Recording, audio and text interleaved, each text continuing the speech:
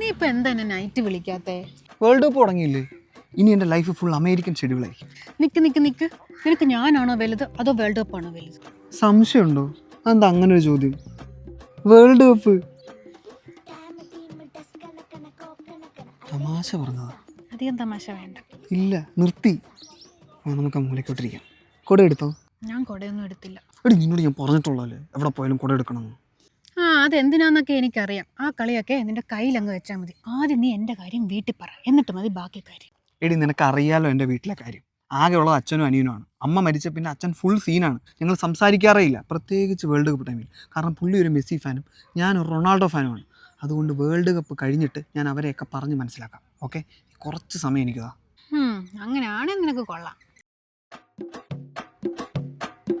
ഒരു കൊട തേടി വെള്ളി കാലിച്ചിട്ട് ആ മോളെ. മോനെ മോനെ ആവശ്യം കഴിഞ്ഞ കൊടയും കണ്ടേരണ്ട, ഞാൻ അവിടെ മറന്നു വെച്ച് പോയതാ. ആറാ ഇത് ശല്യം.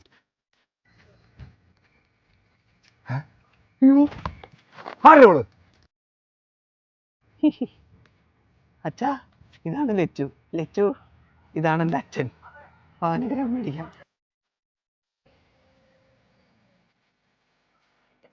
ചേട്ടാ, നമ്മുടെ കൊട കിട്ടിയോ?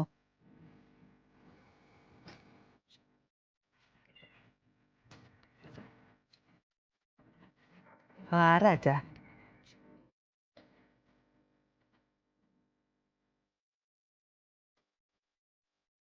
എന്താണ് ചിരിക്കുന്നേ? ഞാൻ ചെയ്ത് തെറ്റായിട്ടൊന്നും എനിക്ക് തോന്നുന്നില്ല. പ്രണയത്തിന് അങ്ങനെ പ്രായമൊന്നുമില്ല. ഞാൻ ഒന്നും പറഞ്ഞിട്ടില്ല. ഒരു കാര്യം ഞാൻ പറഞ്ഞേക്കാം, ആദ്യം എൻ്റെ കല്യാണം, അത് കഴിഞ്ഞിട്ടുള്ള നിന്റെ കല്യാണമൊക്കെ. അത് അവിടുത്തെ വർത്താനാണ് അച്ഛാ.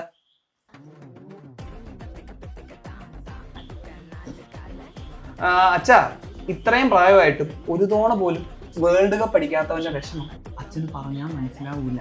അല്ല, ഒരു പ്രാവശ്യം വേൾഡ് കപ്പ് പഠിച്ചവന് വീണ്ടും വേൾഡ് കപ്പ് പഠിക്കാൻ പാടില്ല നിയമമൊന്നും ഇല്ലല്ലോ. എന്നാ ഒരു കാര്യം ചെയ്യാം.